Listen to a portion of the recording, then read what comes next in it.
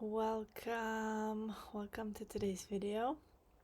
And today we're talking about solitude because it's a very important topic on the self-healing journey, and we're going to talk about some facts that can help us understand it in the most neutral or positive way.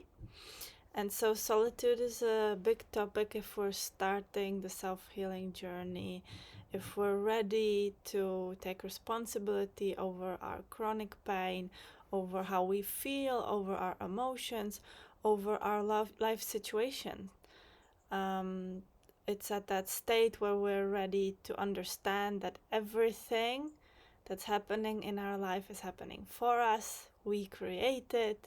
We create our experiences. We're responsible for all of it. And that means also that we can change it. So, especially if we're experiencing chronic pain, probably until we realized we most certainly stay in the position, in the role of the victim, where we're in the position of why is this happening to me? Why me?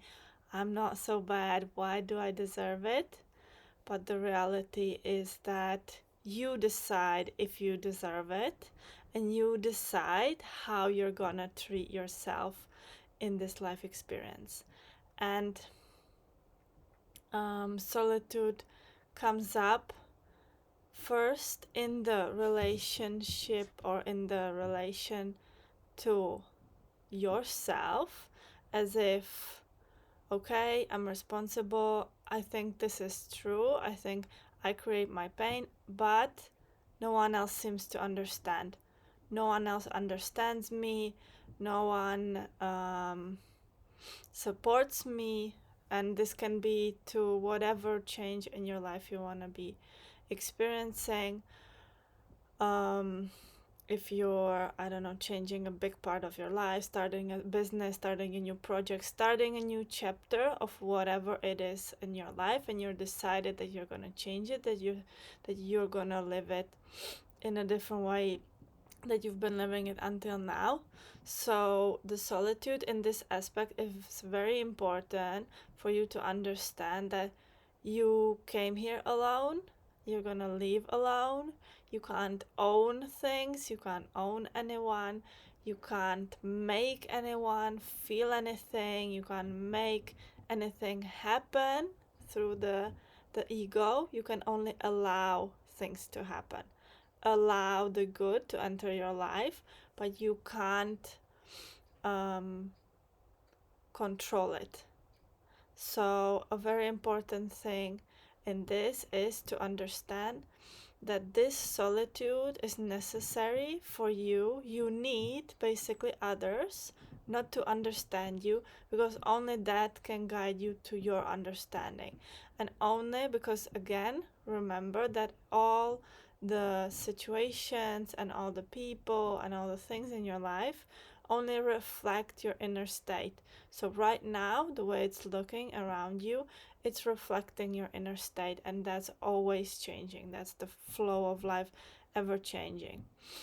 And so if it seems like it's too hard, if no one understands you, etc., it's only good because you need to understand yourself. You need to create the space to be alone in order within yourself. That doesn't even mean to be without people, but that means a space within yourself, that solitude within yourself that doesn't reflect the surrounding. It doesn't mean you have to go on a pilgrimage. You don't even have to change your relationships. You don't have to leave them, but you need to create that space within yourself in order for the understandings to come, in order for you to understand your pain. And you're gonna know step by step what it is you need to let go of, what it is you can still keep in your life, where the space comes in place. And through this you understand more and more your pain, and this allows you to understand with compassion the pain of others, and this changes the whole matrix. This changes the whole 3D reality. So the first aspect of the solitude is that you are here alone, and this comes with the responsibility and the freedom. Okay, you're alone, you're on your own. No one else can understand you, no one else can cure you, no one else can save you, no one else can liberate you, no one can give you freedom, no one can give you abundance.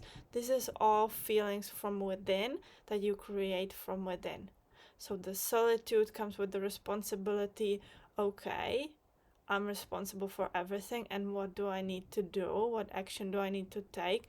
The correct action that will lead me to where I want to go. Because as a victim, we're taking the wrong action and we're believing it's going to lead us to where we want to be. For example, I don't know, we're suppressing our pain with medication, but we want to free ourselves from pain. We cannot free ourselves from pain if we keep suppressing the pain, however way we're doing it. Therefore, at a certain point, you're going to have to allow the pain in order for you to understand it, in order for you to know what you need to adjust in your life, in order to be more aligned with who you are on the inside, because the position of the victim is covered with the load of the world.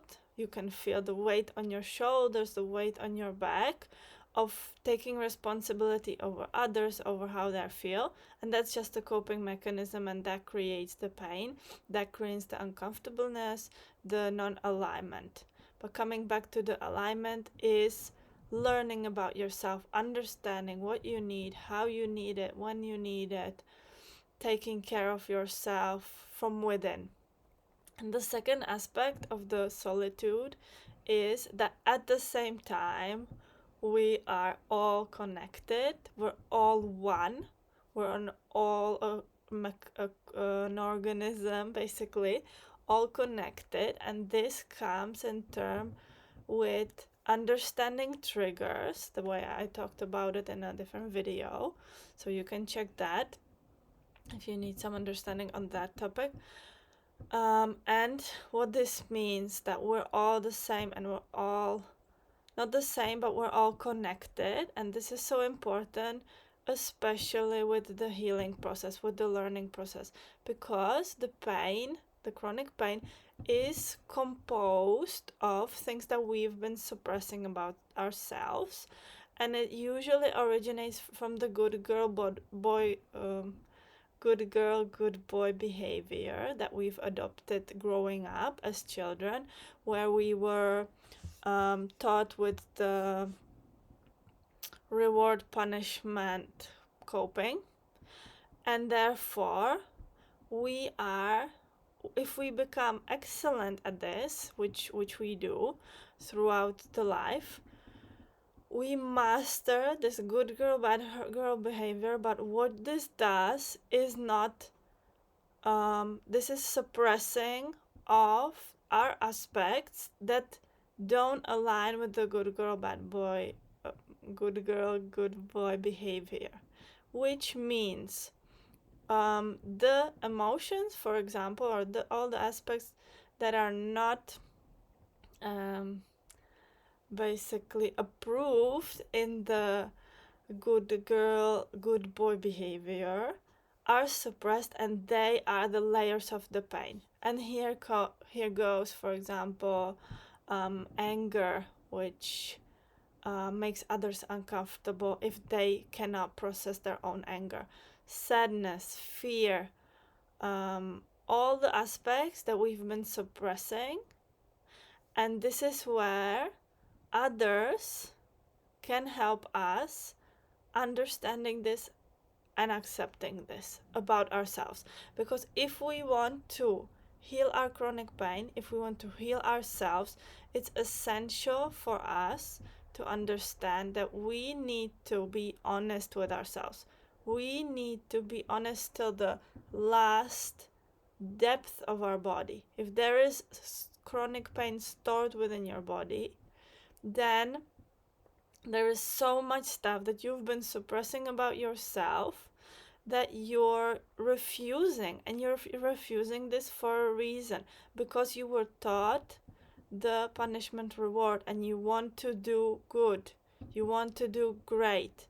But the reality is we're nothing without the both polarities. We can only achieve the alignment, which is the neutral state, with accepting both the polarities, the positive and the negative polarity about ourselves. And this means that whoever's triggering us and we're judging them, and we're basically refusing that about ourselves, therefore we're refusing that about others. This will be a great sign of looking at the solitude, because whatever we're suppressing is thrown at us, because with suppressing something, okay, the negative polarity attracts the positive polarity attracts the negative, so the opposites will always attract each other. So this is why the situations in your life will be repetitively reappearing, the most triggering ones, until you accept them about yourself. You can do this through acceptance of this with others, because the way what we give out is what we receive. It's quite simple. What we give ourselves is what we get back. The basic laws of the energy, and therefore the feelings we have, and therefore the storage of the emotions within the body, are very, very basic. Okay, so you need to understand that all the people in your life are there for a reason, and especially the ones that trigger you, especially the ones that you judge the most, especially the ones that you try to repulse the most.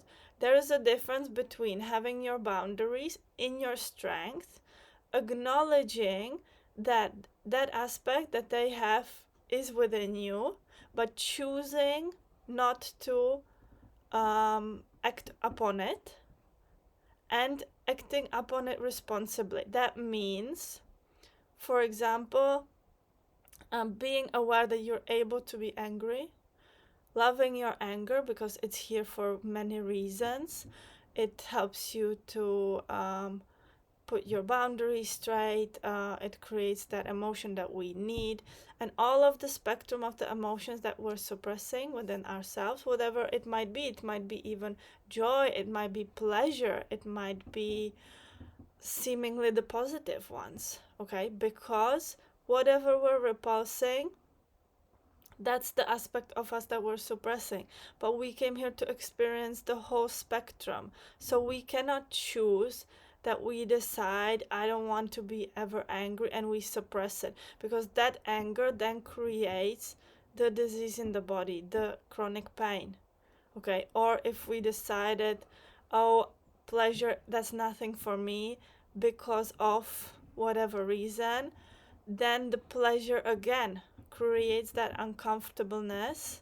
That suppressed pleasure creates that uncomfortableness within the body. Okay, so we need to understand that all the aspects of us, even if we choose not to act upon them, then we need to understand that they are within ourselves. This comes to the seemingly good and bad things, good and bad behavior. This is right and this is wrong. Okay, that's the separation. But we need to understand we are capable of bad things. Even if we choose to act with kindness, act with joy, whatever, you need to be aware of that strength, because that is a whole big chunk of your potential suppressed if you are denying your own anger, your own sadness, your own pleasure, your own joy. Okay, whatever you're suppressing will unfortunately create that uncomfortableness. If you decide you're not deserving of things, if you decide you can only experience being poor in this reality, or opposite, only experience to be rich. Okay, all of these polarities, they're here for you to experience, and then you can choose. And of course you can choose to suppress them, and then they create uncomfortableness, and then they create a lot of, well, necessary and unnecessary pain. So that's a choice, but obviously you were on the self-healing journey, so you chose to see the different approach. And the different approach is really acknowledging, okay, all the things that I see are also within me. And just this awareness and just this acknowledgement usually brings the relief.